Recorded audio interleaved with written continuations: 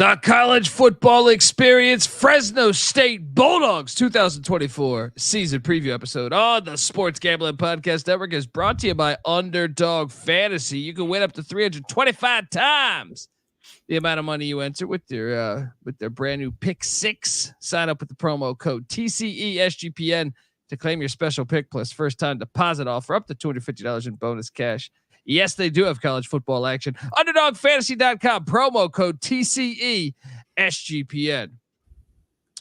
We're also brought to you by Rhythm. Get the best data-driven props and picks from Rhythm. Claim your 7-day trial period today by going to sportsgamblingpodcast.com/rhythm. That's RITHMM. That's sportsgamblingpodcast.com/rhythm. This is Mike Leach, head football coach at Mississippi State. And you're listening to SGPN. Let it ride.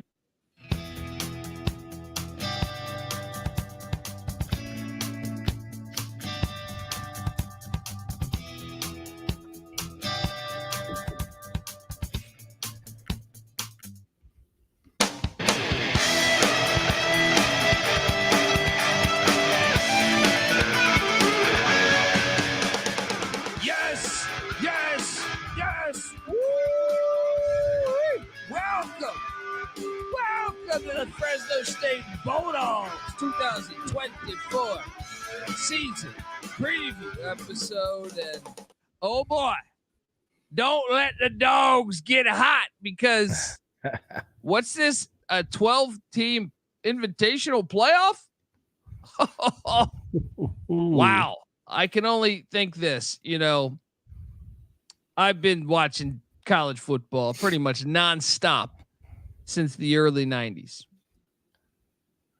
I can tell you this: had we had this thing a long time ago, Fresno State's a team you do not want to see in the 12-team playoff. If you're a Power 5 and you are getting in there, whether you're, I don't know, whoever, I just feel like you're give me liberty. That's what they'll say. Give me liberty. All right. Give me liberty or give me death, which is Fresno State, right? Fresno State is death. Yeah. I'm super excited though, but we finally have this, because for so long, Fresno's been, you can make an argument. I know Boise hasn't had a losing season since 97. And we just dropped our Boise preview, by the way. Go check it out as we're breaking out all 134 teams on the college football experience with an hour dedicated to every single team. But if you are looking at Fresno State seasons year by year, pretty much, really since like 1982, this team has been incredible. Yes, they had like a tough couple of years, 94, 95, and 96. But then after that, they started winning again. Tough year in 2006. They started winning again. Tough year in 2011. They started winning again. Tough 2015 and 16. They started winning again. I mean, but for the most part, this program, not only do they produce a pretty good amount of pros for a mid-major, as they used to say, it's just been a great program. We're going to talk about it. If you're wondering who the hell you're listening to, my name is Colby Swinging Database Dan, aka Pick Dundee. That's not a pick. This is a pick. He was raised in the land down under, where a man thinks on his feet, speaks with his fists, and lives by his wits. When Dundee happened, he was a superstar. I'm probably drinking too much and celebrating too much and not sleeping. Would have killed a normal man, but no, that's gone. The medical advice I got from that was like being hit by lightning. Pretend it never happened and get on with your life. Jeff Tedford. Shout out to Jeff Tedford. I was at Mountain West Media Day last year, sitting there having a good time talking to Coach Tedford. He's a former Fresno State quarterback himself. 4 out of his 5 years there, he's won 9 games or more, and really 3 out of his 5 years, double-digit wins. The only year they had that he didn't, have a great year was 2019, 4-8, but he had crazy health problems then. So yeah. I mean, like, and if we want to go deeper, what he did at Cal Berkeley over the past 50 years of Cal Berkeley football, I would say he's their best coach.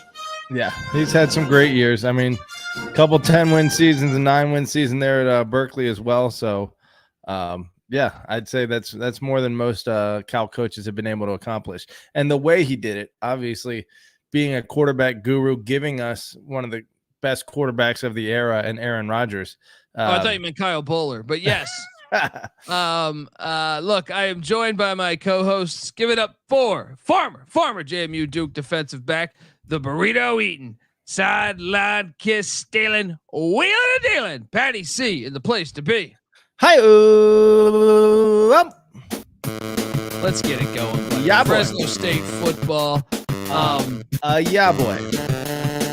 I can't wait to talk all this great stuff to you, pal. But look, before I do any of that, I do want to say you are listening to the College Football Experience, part of the Sports Gambling Podcast Network. And yes, it's the countdown to football season. It's begun. All right. College Football Experience is doing individual team previews for all 134 college football teams, every single team in the FBS. And don't forget the FCS College Football Experience too. But yes, we're giving Fresno State the same amount of attention that we're giving Alabama, because that's what we do each and every year on the College Football Experience. Subscribe, youtube.com/the college experience. Also, we have SGPN's 5-Minute Fantasy Football is your quick and dirty podcast. Get you prepped for all things fantasy. Everyone's playing fantasy football. Get on over there. Check it all out, folks. But man, here we are. Fresno State football, Patty C. Honestly, you're telling me if Notre Dame's hosting Fresno State, in the playoffs, 5 versus 12, dangerous. Buckle up, because if you struggle with Stanford, yeah. However, I will blow your mind, and you can tell me if you think that this is, misrepresenting the quality of Fresno State's program. They have only cracked the top 12 during one season in their history, which dates back to 1969, as far as I can see, 55 years. I'm sure they're an older program than that, but Sports Reference has them. I mean, a lot of it is bogus. You know what I mean? They went 11-0. They had. I mean, there's been a fence. This is what I mean. This is the flaw of college football, and we're finally getting out of that. There's been a fence that said you're not allowed. Right. Yeah. In 1982, they were 11-1. Right. In 1985, what was their high? They didn't even crack the AP top 25 in that. What about in 85 when they're 11-0? They didn't crack the top 14. Well, what conference is that though? Was that WAC? It was the WAC back then, right? PCAA. Is that even FBS at that point? Oh yeah, you're right. That might not be. Okay, so maybe they were a later addition to the FBS than I thought. They're playing. I'm looking at the bowl games. They're playing MAC schools and USC and shit in the bowl games. Okay, so maybe that was just an old conference that just flying under my radar. But I mean, you can go 91. They were 10-2. You know what I mean? 89, 11-1. 11-3 in 2001, and that to me they were a top 12 team in that season, because you look at who they beat. They won what? They were 11-2 in 2013. You're telling me they didn't crack that then? They were 12-2 in 2018. You might have heard of this guy, Kalen DeBauer, that was their OC and head coach when Tedford got sick. I don't want to hear it. You know what I mean? Like, I don't want to hear it. Like that, this program has produced, and you could argue they've produced better pros than like Wisconsin. You know what I mean? Like, I mean, go toe for toe and just say, hey, they have better guys, Yeah. I mean, that number is shocking to me, or that lack of respect that they've gotten by the pollsters. I think two things going against them. They got A, they're a mid-major, which they do this to all the mid-majors, and B, they're in California, because there's a clear East Coast bias. No one's staying up late, especially back in the day. Back in the day, you didn't even have an option for catching them on TV. Yeah. Do you think that's the case with all Mountain West teams, or do you think California teams in particular get? And Fresno, I mean, it's a little bit of a truck stop school, probably doesn't get the love from the coastal elite media as much. I still have issues. And look, Phil Steele's our guy. He's going to come on the show this summer. But one of the questions I want to ask him is like, I got his magazine here, and Nice. he has the AAC better than the Mountain West this year. And I'm like, I'm an ECU fan. Yeah. That's my team. Yeah. There is no way that the AAC is better than the Mountain West. There's zero ways to me that like you can't. I'm curious to hear his answer. Now he's projecting. So, I mean, I guess you could say through projections, but I just have a hard time believing that, especially with their new alliance with Oregon State and Washington State. Yeah. I refuse to believe that. I mean, maybe on a 1 year basis, if he's, done a deep dive on everything and it looks that way. But I would say from a conference program standpoint, they're head and shoulders over the AAC on a in and out, a year in, year out basis. Especially if you add in an extra game against Washington State and Oregon State, which, the conference is doing. Yeah. They cut their conference schedule down one game because they are going to play them, one or the other. Well, I would say just adding the teams, though, doesn't necessarily make the teams in the conference stronger. But I think the fact that they're probably going to win some of those games, that's an opportunity to prove that they're a much stronger conference than the American. Fresno State, Boise State, Air Force alone, just those three. But we're not even, I mean, throw San Diego State in there too. They've only had like one losing season in like 15 years. Compared to, look, I'm an ECU fan, but we've sucked for the most part lately, right? So ever since Ruffin McNeil was wrongly fired, they haven't been very good. Houston got 8 wins, okay, one season, but you can't sit there and tout that, right? And you look they were elsewhere. Okay for the last couple of years though, 7-8 wins, 2 wins last year, man. Or not the 2 and 3 years ago, I should say. But still, nothing compared to that. Nothing compared to those schools. Yeah. And what about Memphis and Tulane? But Tulane's a small sample size, though. Tulane's like a 2 or 3 year sample size, where it's like okay, Memphis, I'll give you. Memphis, yes, has been pretty good for a while. But South Florida's been horrible for a lot of years. You know what I mean? Like, I don't see the comparison really. I think it's like a big difference between, and I didn't even mention like Wyoming has probably won, been bowl eligible. I feel like every year for the past 7-8 years. When UCF, Cincinnati, and Houston were there, and SMU, SMU. Yeah. Then it was a conversation. Yes. I would still have put Mountain West over AAC most years. But AAC was producing some elite teams at the time too. So, but those are all gone now. With maybe Memphis and Tulane still qualify. But yeah, I agree with you. But Tulane's breaking in a brand new head coach, so it's like, I don't know. Like I said, I think it's ECU could come up because the conference isn't that strong. When I look at the Mountain West, I go, whoa, it's pretty strong. You know what I mean? Whoever comes out of the Mountain West should be given a fair bit of respect. Should probably get a boost in the polls since they're not. Like they have to put one group of 5 team in. I'll even go ahead and say, like, unless Memphis runs the table or one of those AAC's teams run the table, I think a 2 or 3 loss team in the Mountain West should be ahead of probably Liberty. Yeah, you look at Liberty's schedule, you're like Jacksonville State, App State, and ECU. They have a 3-game season. We're about to go like Fresno State plays Michigan and UCLA. You know what I mean? All due respect, Colby. ECU going 2-10. I don't know if most people consider that the 3rd game of the season. I think at this point, Jacksonville I just think they're better than 2-10. Oh, of course, it's okay. But I think if you're trying to like legit list quality wins that Fresno or that Liberty has to look forward to, or quality games on their schedule, you can only count 2. And Jacksonville State was FCS 2 years ago. So it's pretty much App State. It's pretty much App State. It's a 1-game schedule. That I agree with you. You should be able to. Take a couple losses, probably 2 losses, and be given equal consideration to what Liberty has faced. Yeah. Especially with the schedule Fresno has on deck, which is not easy.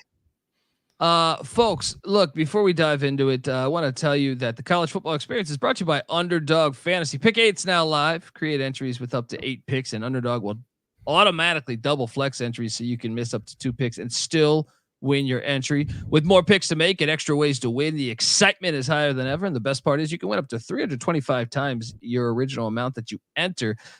You can now use specials and boost on all flexed entries. Don't miss your chance to try it out before it's gone. So sign up. And when you do, sign up with the promo code TCESGPN to claim your special pick and first time deposit offer up to $250 in bonus cash. Once again, they do have college football. I'm loading up on college football. Dude, CFL, Canadian Football League. Check out the CFL Gambling Podcast. But yes, we're just loading up. UnderdogFantasy.com, promo code TCESGPN. All right. Look, let's talk about Jeff Tedford. Where are you at with Jeff Tedford as a head coach? I think he's phenomenal. I'm a little bit surprised he hasn't gotten another FBS offer. I know the health concerns. I wonder, since he's a Fresno grad and he's had some health issues, I wonder if he has any interest. Maybe. I mean, and maybe he has had interest that schools have given him interest and he hasn't taken it. And I haven't heard that. It is surprising. He's an excellent coach, but you're right. I think, like, given the fact that he's at home, it's a good situation, and especially now with the group of 5 having a shot at the playoffs, I think he should stay. I think it's a good spot for him. Yeah, he's 45 and 22 and 4 years at Fresno. Once again, that 4-8 season where he had health concerns. This is his 17th season as a college football head coach. He only has 3 losing seasons, and one of those is a 5-7 season at Cal. 10 of his 16 seasons have been 8 wins or more, Patty C. I mean, that's getting it done. That's getting it done right there. Coach. Yeah. And you can see a long list of his assistants that have been, and how about the fact he was with Washington in 2016 when they made the playoffs? Yeah. You know what I mean? So you pretty much look anywhere the guy goes, he's a winner here. So yeah, I think if you had to see, because that's another thing about the Mountain West. Let's talk about this for a second. These coaches that they added to over the past 2 years. Now, I don't know about Spencer Danielson at Boise. He looked all right as an interim. We'll find out about him. But that's another reason why the conference is ahead to me of Troy Calhoun's one of the best coaches in college football. Craig Bowl was one of the best coaches, in my opinion. Now he's gone. Jay Salvell steps in. He retires. Craig Bowl, but Salvell's was the DC, longtime DC. There's continuity there. Yeah. Barry Odom did great in year 1 at UNLV. You had Brent Rocky Brennan's Long. gone. Yeah, Brent Brennan's gone, but Ken Niamontololo, a proven winner, comes in. You had Rocky Long at New Mexico and San Diego State for all those years. Now they turned it over to Brady Hoke. Now he's gone. Sean Lewis comes in. I love that hire. I think the Niamontololo hire is very interesting. And then Bronco Mendenhall comes back to the Mountain West at New Mexico. The conference, in my opinion, just took a big step up. Jay Norvell also, I think, year 3 at Colorado State's got, he's proven before at Nevada that he can win, and I think that's coming in Fort Collins. So you know why this is so good for college football is because the West needs more representation, especially in the playoffs. And if the Mountain West is continuously, for most years producing the playoff berth from the West for the G5, then I think that's awesome. Some of these teams, California is a gigantic state and it's only got 4 power conference teams. It is the size of the entire East Coast almost. It should have more representation, in the power conferences at the very least. Fresno should probably be a power conference team. Fresno and UCLA as programs, would you say they're comparable? Well, Fresno, I think, has 3 straight wins against them. So I would say Fresno has the edge there. Yeah. And look, big game Fresno is a thing. This is what I mean about putting them in the playoffs. But that's another thing. Go listen to my Dan Wetzel interview. I just had Dan Wetzel on from Yahoo Sports and a guy that wrote the book Death to the BCS. We were talking about how the Mountain West is in a great spot to capitalize with all those Big Ten West Coast schools now having to play Friday night games. You see USC at Rutgers, Washington at Rutgers on a Friday night, Oregon at Purdue on a Friday night. And then they even moved, like, Indiana's at UCLA. They're playing that thing early. So there's a lack of late night games. And you wonder, not just for 1 year, but you wonder 5-10 years down the road, we think, me and Dan Wetzel thought, like, Mountain West will be in a great spot to capitalize on that, especially if they can add in Washington exposure. State and Oregon State. Yeah. Yeah, you're right. TV time slots. But you know what else?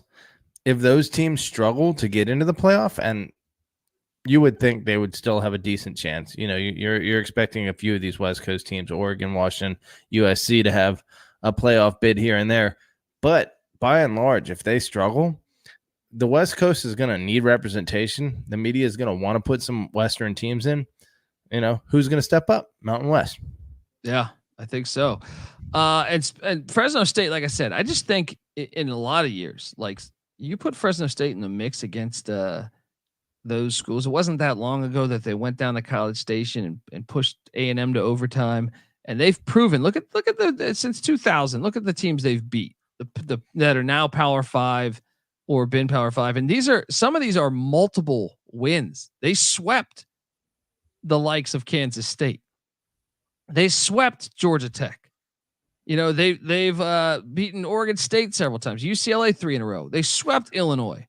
Right? They've beaten Colorado twice. Once when Colorado was top 25. Rutgers they swept. Arizona State they swept.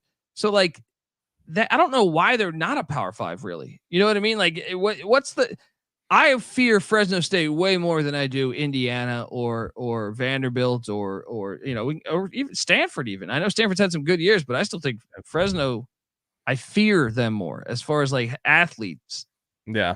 Well, I mean, it's because the Pac-12 had a monopoly on the Power Conference title in the Western United States, or at least on the West Coast. And so, without an invite to the likes of the Big 12, which, until recently hasn't really been an option for a team like Fresno, and, the Pac-12 being all snobby and never going to give a team like Fresno a chance to get into the Pac. They've just been blocked out of it. They've been stuck in Group of 5 land for as long as it is, but they have been quality enough to, they've been as good of a program as a lot of the teams that have been in the Pac-12 for a long time. Yeah, I would say even better than a lot of them. But yeah. I don't know. I mean, look at those wins. They, like I said, they pushed Oregon to the brink a couple of years ago. I think they lost 24-17 on a strip sack fumble return.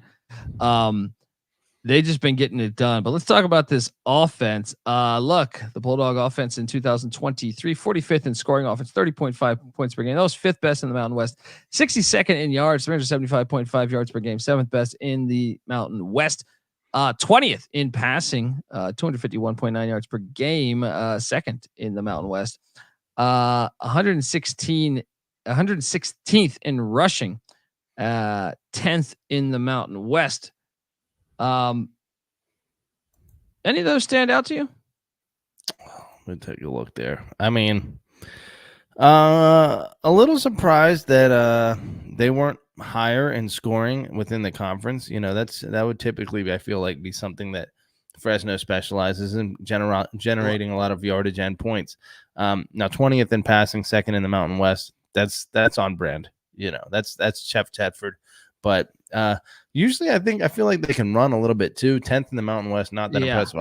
116th. Well, last year was a little bit of a rebuilding year, and I feel like even when I was at Mountain West Media Day, and by the way, I'll be there this year. If you're at Mountain West Media Day, let me know, folks. At the Circa in Vegas, but last year was kind of a rebuilding year. They went out and got Mikey Keene. A lot of people, I don't think, thought that was a great. Me and NC Nick, I know, and yourself, I think we were all over that being a great move for that program, but they were replacing a ton. Evan Williams, their star safety, transfers to Oregon. You know what I mean? They had multiple guys transfer to Oregon that played minutes, and it just seemed like they were like in a transitional year. And I still wonder if Keene doesn't go down for a little bit there. They probably win another 10, 11 games. They ended up with what, 9 last year. Yeah. And I feel like the wheels kind of fell off. They're better than New Mexico. They let Mexico beat them late in the year. But Hainer, a couple years ago had them win. Yeah, 2 years ago, winning like their last like 8 or 9, and Keene at the beginning of last year had them rolling fantastically. I want to say there was like 14 wins in a row at one point and 17 of 18. They were absolutely on fire. But then Keene going down toward the end of the season obviously threw a monkey wrench in that. So I'd love to see them get back to that level, but it does leave some concerns about, where they're going to be this year. Oh, I think this year they're reloaded a little bit this year to me. I thought last year was the year to catch them if you were trying to get Fresno. Yeah. regarding the running game, I know we're going to get to it, but Sherrod, that's 2 years of experience as the second leading rusher and leading rusher respectively. So hopefully, if the running game is solid this year, they can get back on track. But Keene obviously needs to be healthy too. Yeah, correct. Look, we're going to talk all about it, folks. I want to tell you the college football experience is brought to you by Rhythm. If you're betting on player props, then you need to download Rhythm. Rhythm is the go-to sports betting tool that transforms complex data into actionable insights, empowering bettors with smarter data-driven decisions. Unlike other platforms, Rhythm combines advanced predictive analytics with intuitive user experience, making betting both easy and enjoyable. And Rhythm's predictive models were born from the brains of MIT data scientists and quants with over 3 years of data that help drive you to better AI-backed betting decisions. Claim your free trial period today for 7 days by going to sportsgamblingpodcast.com/rhythm. That's RITHMM. That's sportsgamblingpodcast.com/rhythm. Back talking Bulldog football and Patty C. Look, they returned 8 starters on offense. That's promising. 4 on the offensive line, which I think they're gonna be so much stronger. 2 of those guys are all Mountain West, right? Yeah, those were inexperienced guys a year ago, and this is where I'm saying they're gonna take a big chunk. And then it's the second year in Mikey Keene's system. You see this so many times with transfer quarterbacks, whether it's Michael Penix second year at Washington, whether it's Joe Burrow's second year at LSU, Bo Nix's second year at Oregon. That's when they figure it out a little bit. Yeah, a real offseason with knowledge to work through the kinks that they experienced in year one. With a quarterback, with a guy that's a quarterback guru, yes. Former quarterback himself. So Malik Sherrod is back at the running back spot. Their receiving core very good too. James and Moss back at the wideout spots. Kicker Dylan Lynch back as well. The offense, I think, is going to be really good. Really, I like off the top. So I've already previewed Air Force. Go out there and listen to that. Air Force is rebuilding as well. Now, Troy Calhoun can rebuild faster because everyone's an upperclassman. But with Boise going to Malachi Nelson, a 5-star freshman, redshirt freshman, the jury's still out. Now, I think Boise is going to be super talented. But just blindly here, knowing that Mavia left UNLV for USC and Matthew Sluka from Holy Cross comes in down there, I think Fresno's the top offense in the Mountain West this year. And that's why I think you should be very optimistic about their chances to make the 12-team invitational. So, who were the top offenses in the Mountain West last year? Was it Fresno and Air Force was number 1 actually. No. Hold on. That was in rushing yards. Hold on. In overall, it was actually Utah State number 1, Boise State number 2, UNLV number 3. Believe it or not, New Mexico was number 4. That's impressive. At 2 and 10. That's what I'm saying. It could be, and this is yards per game. New Mexico's non-con was not like Fresno State. So if you just looked at overall yardage, the top offense would be Boise, followed by UNLV, Utah State, San Jose State, Fresno State. So San Jose State loses their coach. Utah State, I still think will be a solid offensive team. UNLV will still be solid, even though they lost their quarterback. And Boise's Boise. You know what I mean? Like they're gonna be elite, but I think Fresno will be in that mix. And I also think Fresno's stats would have been better had the injury situation not plagued themselves a little bit. Obviously, with Keene. Yeah, you're right. Moss coming back. That was the number 2 receiver with 55 receptions. Mac Delana is the number 4 receiver with 47 receptions. And then Freeman was the number 7 receiver with 19 receptions. And then Boost was 4 receptions at tight end. All of those dudes with experience last year. So you talk about the line, you talk about the quarterback, you talk about the running back, and then you say the receiving core too has most of its, or at least half of its production coming back. Yeah. For offensive coordinator Pat McCann, who I think is a good any offensive guy that I think Tedford, like I said, Kalen DeBauer was here. After DeBauer was the OC who's now at Missouri. I'm drawing a blank on his name right now, but Missouri's offense. He goes there last year 1 at Missouri. He fucking kills it. So it's just this is what he does. So that was McCann's first year as the OC. Last year prior to that, he had been at the wide receivers coach. So plug and play a little bit with Tedford. Nice mentor to have as OC. Yeah, and look, they lost some guys in the portal, not really on the offensive side of the ball. Logan Fife is one that I do think adds quarterback depth. If Keene goes down, he's going to be the starting quarterback in Missoula probably. And he was originally scheduled to go to, who was it? He was originally signed on to transfers with I think it was Illinois or something, somewhere in the Big Ten or Minnesota. It was Minnesota. Gotcha. And Montana flipped him essentially. So, Fife has played in 24 games for Fresno over the last 3 years and 23 over the last 2 years. So no, that's a hit. That's a hit. Yeah. But definitely from a continuity standpoint, having a guy that knows the system that you could just plug in and have it run kind of smoothly, even if he doesn't have elite, potential, that helps a lot in those situations. And I'd say the only other loss was Watson there going to Washington. Trey Watson, the tight end, going to Washington. Everyone else, once again, I have these graphics, youtube.com/the college experience. Hop on over there, hit that like and subscribe button as we're talking Bulldog football. Let's talk about, they brought in some wideouts. That's Trey another Watson thing. was the leading receiver at tight end with 38 catches. So that is a bit of a hit.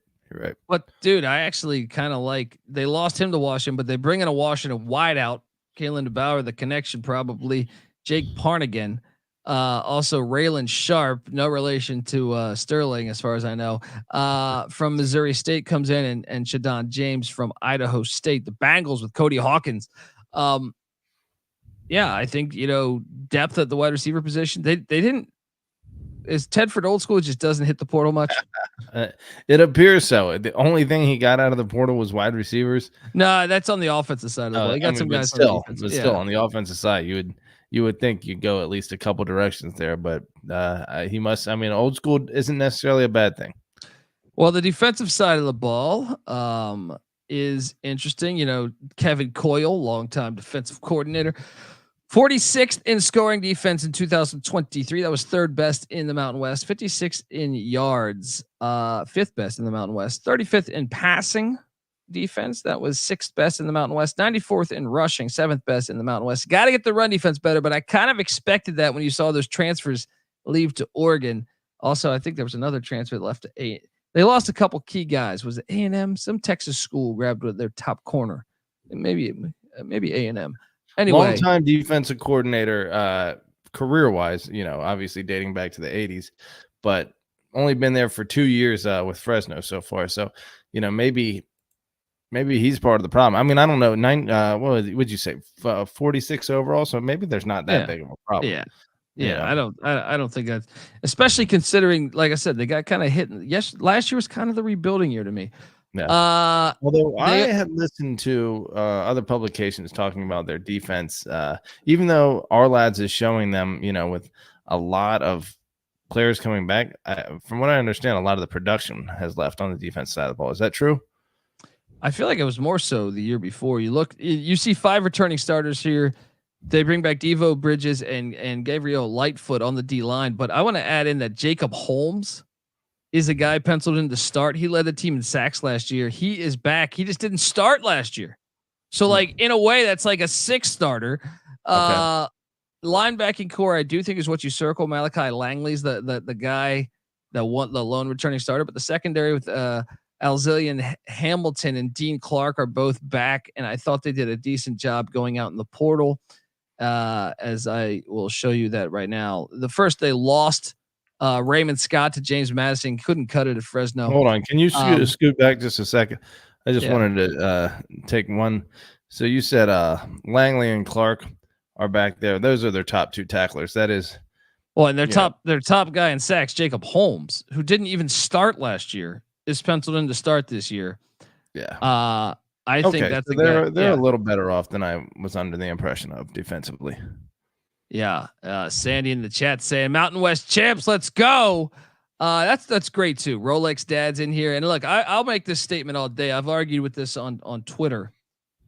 Fresno State has the best fans in California. It's not USC. It's Fresno State. Fresno State's fans are fucking awesome. They do college football right. They're the best example of college football in the state of California. Second would be USC probably. but Fresno's fans are way more passionate than USC's, in my opinion. Well, I'm sure, the folks in the Fresno Valley are a lot less transient of a population than Los Angeles. Los Angeles is, you're here for 1 minute, you're gone, you're back and forth, whatever. So, it's hard to have. We had Randy Cross on, remember? And he was telling us, I think Randy Cross, either last year or the year before, for a long time, San Francisco 49er great and UCLA Bruin graduate who lives in Atlanta now. But he was saying that, the UCLA, USC used to have passionate fan base, but he thinks that fact so much foreign money came in and it became kind of like Miami. He thinks that's another issue that plagues Miami too, is that no one's actually from there anymore. You know what I mean? So it's like it's hard to have loyalty when you just got there a year ago. So, but Fresno doesn't have that problem. Right. They packed that stadium. It's great. But this is what they lost in the portal. I mean, once again, a couple FCS guys, and then JMU's like FCS too. Raymond Scott going to JMU. Moving on up. Not a bunch of key losses, in my opinion. So, what they gained, they went out and got. Check out this. Circle this name here, Corey Foreman. He was a 5-star recruit by USC. He was, although the production hasn't lived up to that. That rating. Either way, you gotta like the fact that it's not like Lincoln Riley's known to produce great defensive players. By the way, that's true. So he might be better off here at Fresno. That's very true. Yeah, and then you add in another USC transfer on the defensive line in Lafitte, as well as I like this Satele. From San Jose State. One thing I will tell you about Brent Brennan, if you watch San Jose State, I always like them on the line of scrimmage. Also bringing in a corner from Arizona State, RJ Regan. Not a ton of guys. Yeah, super active on the transfer on the defensive side either. Staying in the West, I like that. Jeff Tedford has definitely got some West Coast flavor. Patty C, I think this defense will be much better this year, and I'm kind of bullish on. I was just on VSiN tonight, plugging the show VSiN, Brent Musburger's network.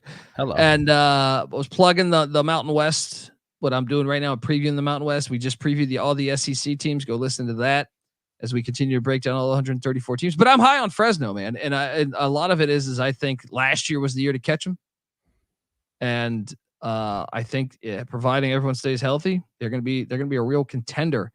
If you're, and this is, we've never seen this before, the 12-team playoff, it gives an already awesome fan base so much extra. It's like giving them steroids because it's like, wait, we can go to the playoffs now. I'm telling you, it's just going to make for a fantastic football season, whether it's Fresno, whether it's Boise, whether it's whoever, Oh yeah. But the Mountain West will be decidedly more interesting and probably more hotly contested than ever before this year. Yeah, completely agree. And look, that win total sitting at 8 wins, Patty C. Hell, I mean, kind of makes me giggle because I think this is a smash spot on the over. Now, I will say that the over is -105. The under is and shop around. I do believe you can find 8.5. I think there is a 9 too somewhere, but it's juiced heavily. But this is a slam dunk, buddy. This is a slam dunk right here. Based on the team being better and them having won 8 games last year, you would think so. 9 games they won last year, right? Well, one was the bowl game. Yeah. So I do think he's got a great bowl record, at least that the team has, but most of that's during Tedford's era. Prior to Tedford, they had a miserable bowl record, but with Tedford there, they're 5-0. I guess DeBoer is responsible for one of those, but even still, it's kind of still Tedford's team. But that's not going to help you on a win total. So 8, I would agree that they are probably better than last year, but I think the schedule might be harder than last year's. Really? Let's get into it because I can tell you from the start. Wait, did I not put the schedule on this thing? Did I mess this up? Might have to load the schedule right now. But let's get to it. Hang on one second.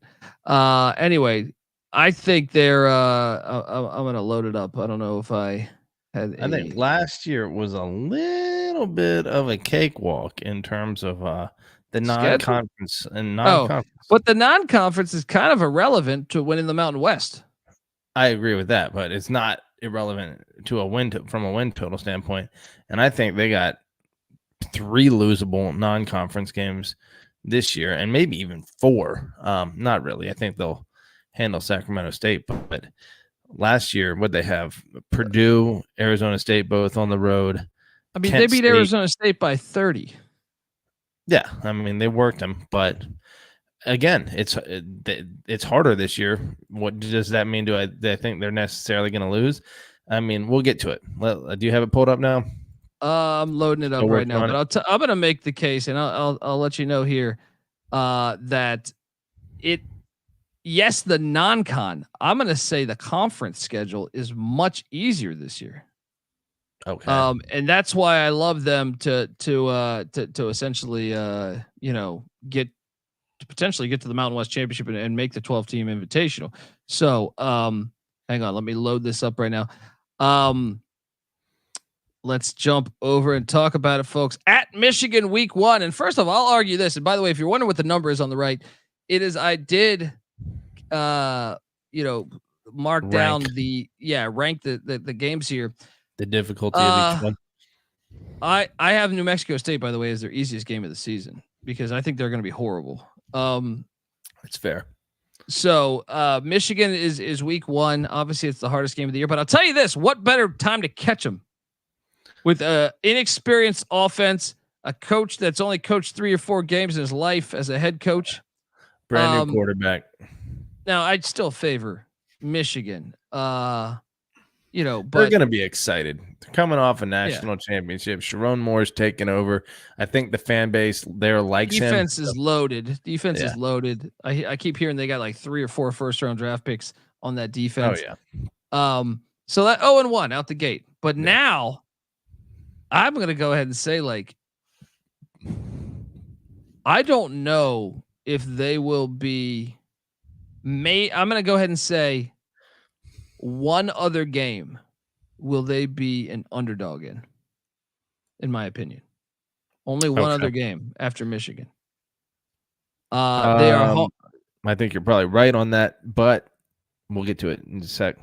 Yeah, home to Sac State. Now, Sac State's a team that whooped Stanford's ass last year, so you do have to watch out for Sac State. They're a FCS playoff team year in, year out. And year 2 under the coach. I'm drawing a blank on his name. I'm drawing Troy a blank Taylor. too. No. Troy Taylor left for Stanford. The DC took over. I'm drawing a blank on his name too. But you got to figure they're going to be improving, in year 2 under his watch. Yeah, true. But I still think coming into Bulldog Stadium, they're going to get fucked up. Yeah. I'm taking Fresno to get this one, even though it is a little backyard brawl. After that, New Mexico State. I think New Mexico State's going to be horrible this year. So I think that is a big time win. They just whooped their ass in the bowl game too. So do you think that is that's a definite, you think they just lost the coaching loss and then they lost their whole staff Pavia. too. Yeah. Like most of their staffs at Vanderbilt. Yeah. And not only Pavia, like their whole team is gone. Like literally like 35 transfers gone. It was a pretty big shock last year that they were able to have such a successful season. So I would not at all be surprised to see them return back to who they have been prior to that forever, which is not a very good team. Damani, who's a Vanderbilt fan, says 1/4 of the New Mexico State staff and roster is in Nashville. So, and that's just them, I mean, I know like Duke's starting running back might be, well, assuming he wins the job, is a New Mexico State transfer. They're scattered throughout. Yeah. So I got them 2-1 here. And then I love this spot. You get Bronco Mendenhall in the first month. I would be much more fearful if this was in November, but they got the New Mexico back-to-back series here as they head to Albuquerque and University Stadium. It's not intimidating just yet. It might be in a couple of years. It's probably going to take Bronco 3 years. Well, it's not even cold yet either. So it's like, I think it's just a good spot. I got them 3-1. How about you? Yes, although this next game should be concerning because they only No. beat them by 7 at home. They were up year. by like 30 though. Go look at that box score. The UNLV dressed that shit up. This stadium. Here's another thing. There'll be more Fresno State fans at this game than UNLV fans. Fresno's gonna roll UNLV. I do want to look that up, but yeah, I don't know that. UNLV was up at halftime, but Fresno poured on 24 points in the third quarter, and then UNLV scored 1 touchdown to bring it within 7 in the fourth. I think that might be a more competitive game than their star quarterback's gone. UNLV benefited from a shitty schedule last year. They were not actually that good. Yeah. I don't think they were terrible though. I don't think. No, they weren't. They weren't. And that offense can fly a little bit, but dude, their starting quarterback starting at USC now. You know what I mean? Like, yeah. I mean, yes, it's a substantial loss. Much like New Mexico State, it seems like it's probably a flash in the pan. But the fact that it's on the road and the fact that Barry Odom is not a flash in the pan, they better be ready. On the road.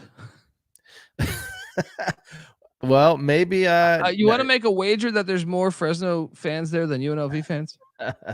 You're probably right, but maybe UNLV. I mean, Las Vegas fans are fair weather as shit, and now that they've had an off season to digest that the football team is decent, maybe they start filling out that Roomba they got down there. Probably not. Yeah, I think Fresno gets them. But too. It wouldn't shock me, but I'm saying I still think they're just they're better. I think UNLV was kind of a flash in the pan, but I still think UNLV could go bowling and stuff, but I just don't think they're on that level of Fresno. So that would put me at 4-1. I'm with you. They get a bye week. They're home to Washington State. This is a tricky game. This is one where I feel like they could lose this game. This is kind of a 50-50 game to me, but because Washington State returns their whole offensive line. Yes, they lose Cam Ward, but they went and got a kid from the FCS again, just like when they got Cam Ward. I still think it's in Bulldog Stadium. I'm going to favor Fresno, but I mean, they're capable of losing this game. Very much so. I don't know. I mean, if we're trying to look to last year to see a comparably talented team, I mean, they did. Who would be last year? Purdue, maybe. Yeah. Purdue, I guess they had Purdue. Yeah. That was at Purdue. They won by 4. Boise last year, who they got in Fresno, they beat by 7. So I would think Wazoo is probably on that level, which, at home, I think you're right. I think you should favor Fresno there, but I would definitely anticipate a close game. I think it's a super important game for them as far as like playoff aspirations. I think that is a huge game. The bye week is great. I'd be curious to see how Tedford did out of the bye. However, it's also a bye week for Wazoo going into that week. So yeah, I think it's going to be a very interesting game, but I still give it like Fresno minus 2.5. That's what I would set it at. Yeah. Although we're at the point now between that at UNLV and hosting Wazoo, they're getting close to having a loss just based on averages here. So but I think the only hostile environment is Michigan so far, right? Yeah, I guess you can consider Michigan a hostile. That's why I'm saying it's a great schedule. Yeah. So after that, they head to Reno to take on. First off, the next 2 games they get first-year head coaches: Jeff Choate at Nevada, Ken Niamontalolo at San Jose State. They're at Reno, then followed by a home game against San Jose State. I think they're better than both. So I'm going to sit there and say they're sitting there at 7-1. How have they done against San Jose State? I would figure that this would be dominant. I want to get that pulled up, but this is a rivalry game, but they clearly own battle for the Valley, right? Isn't that what they say? I think something like that. Although all time it's only 44-39, and what did it looks like the last time they played San Jose State got them. Yeah, that was last year. San Jose State rolled them 42-18. So that has to be a little bit of a concern. Do you think, obviously with Brent Brennan leaving, that should be a lot of the team. Chevin Cordero's gone. A bunch of those guys went with Brennan to Arizona. Gotcha. I mean, like I said, I lean Fresno here, man. Yeah, Year one of Niumatalolo, I just don't see it. Fresno, I mean, San Jose State's been a little chippier than I would have expected since basically since 2010 or 2006 even, but I still think Fresno is definitely the favorite here. And then comes November 2nd, Timmy Chang and Hawaii come in. I do think this is a sneaky game. I think it's a sneaky game. You have Hawaii continuing to improve under Chang. I have Hawaii in a bowl game this year. But I still think you have to favor Fresno. If we're doing this exercise in Fresno, I'm gonna take them. So that would put them at, what are we looking at here? We got them at 8-1. Yeah. And now here comes the second loss between UNLV's the road trip to UNLV, hosting Wazoo, and going to Air Force. They're losing one of those, I think. I still think you're probably right here because it's going to be cold as fuck probably. Yeah. But I just did the Air Force preview with our guy Rick Baum. Yeah. He's been, this is my 4th or 5th year doing it with him, and he was like, he's taking the over every year. This year he goes under. He says 2 starters returning on offense. I think 3 starters on defense. He's like, I'm at practice every day. He's like, we're not there. And what's crazy is, remember, Troy Calhoun told me bad things last year, but Rick was on the over last year. He said, "Oh, we're gonna nail the over." Yeah. This year he said, "Man, I just hope we can get. I hope we can get 6 and 6, 7 and 5." Yeah, I came into Troy this. Calhoun has a reason to play down his team. Rick does not have a reason to do that. So, well, my point is, I had this as originally a loss. I'll still stick with this being a loss because I do believe. It's the service academies when they have, like, if this was another team, if this was anything besides a service academy, you told me 2 starters back on offense, 3 starters back on defense, I would panic. But the service academy, they start all seniors anyway. So it's like every year it's similar in a numbers, maybe not 2, but it's like 4 back because they start all these fucking seniors. Yeah. I say Air Force gets them. I'm with you. Tedford, while at Fresno, has only played Air Force 1 time. He did take a loss, but that was 5 years ago. So not really relevant, but I guess he doesn't have any winning history against Air Force or the service academies, to my knowledge. I believe he beat Air Force in a bowl game. Actually, I think he beat Air Force twice at Cal. Okay. So maybe that. So there you go. But that's at Cal. How much weight do you put in that? I don't know. You know what I mean? You had Aaron Rodgers. You know what I mean? So right. Yeah, I would just say based on the aggregate difficulty of the schedule up to this point, they're due for a second loss. I agree. That is their second loss. Bye week, and then I think this is to me like the Washington State game. Colorado State. Now I love the bye week before it, and they're obviously Colorado State runs the air raid, which Washington State runs as well. And Hawaii as well, and San Jose State as well. Run and shoot. I'm saying they get a lot of the same looks all throughout the year. This is what I'm nervous about because I can tell you this: I got Fresno beating UCLA the final week of the season. It's the Colorado State game I'm more nervous about. I think UCLA is going to be horrible this year. I think the coach leaving that late, and I think there's a reason Fresno gets up for that. They've won 3 in a row against UCLA, all of them. In LA. That is a wild stat. I mean, that's quite a flex. Now, I have to check on UCLA all-time 6-4 against Fresno. The 3 most recent wins by Fresno, actually it's 4 in a row for Fresno. Were 2003, 2008, 2018, and 2021. So 2 of those under Tedford. And those one of those was a shellacking. The one that was with Chip Kelly. Deshaun Foster was a running back coach, man, and I hope he does well. But I'm saying, to me, that was a cheap hire because UCLA doesn't have any money. Yeah. And it was. I have a lot of concern about UCLA. I think you're right. I think 10-2 is probably a safer bet than 8-4, certainly, but maybe even than 9-3. So I kind of want to lean 10-2, but it's obviously 9 or 10 wins, I think, here. Well, even if let's play devil's advocate and say they lose to Air Force and say Colorado State upsets them, or here's the thing, they could even lose. No, that's irrelevant though on them making the Mountain West Championship. Even losing to Washington State doesn't matter. You know what I mean? Like they're gonna be in the Mountain West Championship, and here's why I like this schedule. They avoid Boise State. Yeah, and San Diego State and Wyoming, who I think is going to be a contender this year too. So you're sitting there saying, "Hey, you're avoiding 3 bowl teams." Yeah, 3 of the traditional powerhouse teams. I don't know if you would consider Wyoming one, but no, but they're a bowl team year in year out over the past like 6-7 years, right? And they lost in Laramie last year. Fresno did. So, and to me, I like the fact you get 2 new head coaches in the month of September in New Mexico State and New Mexico. You get your heart. Like I said, I even like getting Air Force.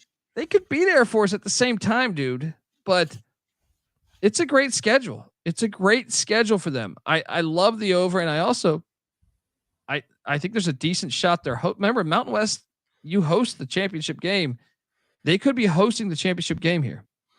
I think Boise and Fresno have that, but Boise's a freshman quarterback. There's a little bit more questions with Boise than there are Fresno to me. Even though I fully expect those 2 to be playing in the championship game. Yeah, I mean Boise, I feel like it's projecting so far out that they're similar quality teams. I think that's kind of a coin flip of a game, but you might be right. Based on the quarterback situation, Fresno may be in a better spot, and to get the home game is what I'm saying. You know what I mean? Like to get the home game because and by the way, Tedford, Patty C has won 3 of 5 against Boise. Actually, no, I think he's won. Because that was DeBauer that he's 3-1 against Boise since he's been at Fresno. So, and he's won 2 of those in Boise on the Smurf turf. So I don't know, man. I think this is a good spot to jump on this. Let me ask you this. What's that? If they lose to Michigan, which they presumably will, they don't even necessarily need to keep that game that close. If they go 12-1, are they a lock for the college football playoff berth, would you say? I guess it depends on if a team like Memphis or JMU or App State we think Liberty's probably going to go undefeated or at least 11-1, right? Right. But I think we talked about this, like even with the loss to Michigan, the rest of the schedule is still much more impressive for Fresno to navigate to go 12-1 than Liberty's 13-0. Yeah. Like honestly, like there's like 8 teams that are better than every single team in the CUSA, not named Liberty. You know what I mean? Like, but it's going to be, this is what's going to make this season so interesting, man. Can you imagine a Mountain West Championship, Boise, Fresno State, the winner goes to the 12-team playoff? Beautiful. It's going to be great, man. But I think the over is a slam dunk here. The Valley will be on fire if that happens. And it could be them hosting because although I do like Boise's schedule too, I think Boise's a tiny bit tougher than Fresno's. Yeah. In conference, I'm talking. I agree. In conference, it's a tiny bit tougher. I would not at all be surprised. Yeah, it's going to be an exciting time. I think I would say there's never been a time to be more excited to be a Fresno State football fan because you have a legit shot. And like I said, imagine, just throw some out there. Imagine, Clemson wins the ACC, or Miami, the Hurricanes win the ACC, or Notre Dame, or I even say Ole Miss or something. Like, you telling me Fresno State or Iowa? We just talked about Iowa's schedule. Yeah. Can you imagine Fresno State drawing those teams? Well, that'd be a dangerous game, man. If a lot of those teams, if they don't even have to win their conference, if they finish 11-1. And are the runner-up. I mean, it's likely. I think most people are projecting the likes of Texas as the 5 seed, but they have a tough schedule. So maybe if they take 2 losses, someone else. You're right. Like Notre Dame's schedule is easy enough that they could be 12-0, but be forced to be the 5 seed. Fresno could easily walk in to South Bend and hand them an L. Tedford is a much more experienced coach than Marcus Freeman. There's probably a bunch of programs that are like that, where Tedford's just going to be ready. Yeah, see the difference here with Boise State's schedule, and I think it's very comparable. Like Boise State and Fresno obviously don't play each other. They also don't play both don't play San Diego State. Both go to UNLV, right? I actually like Fresno getting UNLV earlier in the year with Sluka as opposed to later. And then to me the scary game so I don't know what you'd rather have as a tougher game. Fresno at Air Force or Boise at Wyoming. I don't know. It's tricky. It's comparable. It's comparable. So actually, Boise does get San Diego State. I stand corrected, but I don't know. I just think it's a super exciting time for any of these mid-major schools. Like ECU won 2 games last year, but I see a path for them to play in the AAC championship. And I say that, and I'm just super excited. I'm like, holy shit! Could you imagine? Week in, week out, you're sitting there riding this thing, saying, "We could do this. We could do this." It wasn't that long ago. I mean, shit. Tedford won the Mountain West. What? I think he did both years, right? 17 and 18, right? Did he? 2 of his 5 years, he's won the Mountain West, I believe. Impressed. Very nice. He's finished third, right. first. Yeah. And did he win it in 22 too? Yeah. Finished 2018 and 2022. He won it both years. I don't know. He's not getting credit, obviously, for 2020 or 2021. Yeah, because he wasn't the head coach. But both those they won at Boise, the championship game in 2018 and 2022. Yeah.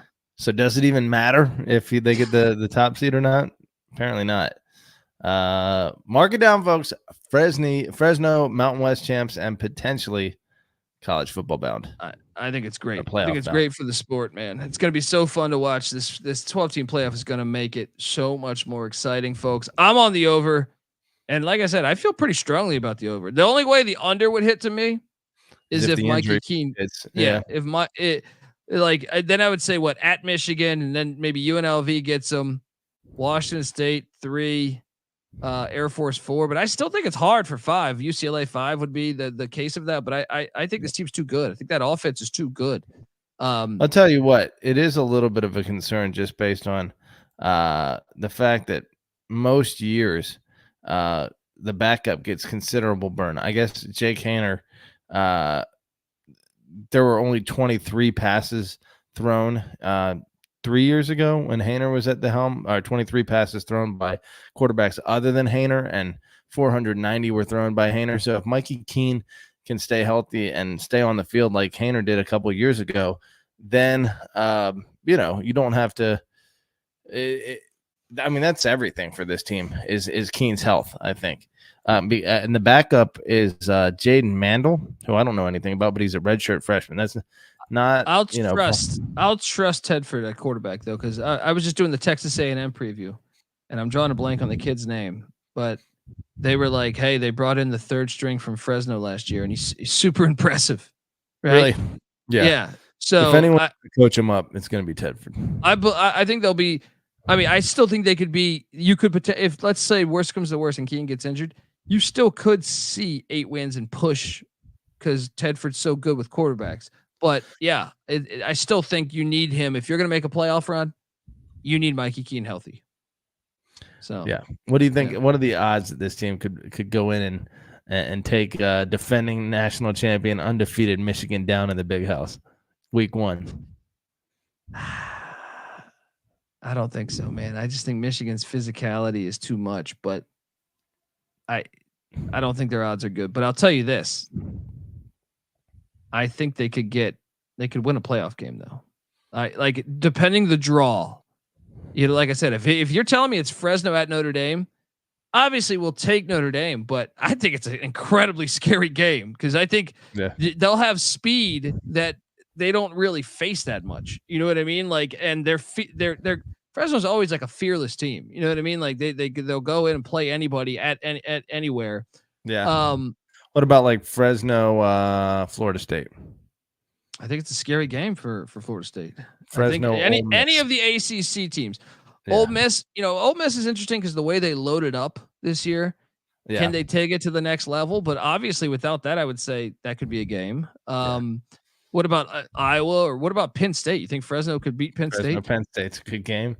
Fresno, Clemson, from Fresno, Miami, whoever, any of those teams. You're right. It's like, but this is how they get fucked though. If like a 8-4 Kansas State wins the Big 12, and they get the bye week, and then it pushes off like a 10-2 LSU, and Fresno gets LSU, then they'll probably get worked. But I am very intrigued. I'll put it like that, because I think they could be a thorn in a lot of teams' side. I'll tell you what, the great part about the 12 seed presumably being from the group of 5 is that they'll be playing the 5 seed, and I haven't checked to see if there's reseeding yet, but the 5 seed in the second round, or the winner of the 12-8, will be playing the 4 seed, which will likely be a Big 12 team. And Fresno can hang with any Big 12 team. That's true, dude. Imagine if it's Notre Dame, Fresno. Fresno could knock them off and then play Kansas and then State. The next week they just swept Kansas State over the past 15 years when they did a home in and the home. Fiesta Bowl. So it's not a long trip. It's probably equidistant for the Big 12 and Fresno. Dude, that would be insane. Semifinals. Here we go. That would be insane. Let's go. Tedford, build that statue for Tedford. Folks, this is the College Football Experience. Give Patty C a follow on Twitter at PattyC831. I'm on Twitter at TheColbyD. The College Football Experience is on Twitter at TCE on SGPN. And remember, folks, YouTube.com/The College Experience. Subscribe. Tell a friend. Also, if you're going out to Mountain West Media Day, I'll be there. Let me know. Buy you a beer at the Circa. I love the Mountain West. Love what they're doing here. And also check out the Sports Gambling Podcast, and check out all of our other feeds. I host the FCS College Football Experience, the College Basketball Experience, the College Baseball Experience with Noah Beanick and myself, as obviously we got a big weekend in college baseball. Also, the Stadium Heads Podcast, myself and Michael Barker, aka College Football Campus Tour. We talk about the history of stadiums and why college football is the greatest thing to hit planet Earth. We just previewed the Mountain West and Pac-2 Stadium, so we talk about Bulldog Stadium and how great that is. So check out the Stadium Heads Podcast, available wherever you can get podcasts. But folks, yes, we are the College Football Experience. Tune in all summer. 134 teams. We're breaking them down one by one. All right, going door to door like the Avon lady. All right. So jump on over there and check us out. And please, if you can, hop on over to iTunes. Give us a 5-star review. We haven't got many 5-star. What the hell's going on? Get over there and give us a 5-star review. Until next time, folks, this is the College Football Experience, Fresno State Bulldog style. You better start thinking about yours. And we out of here. Run and shoot. We can really run and shoot.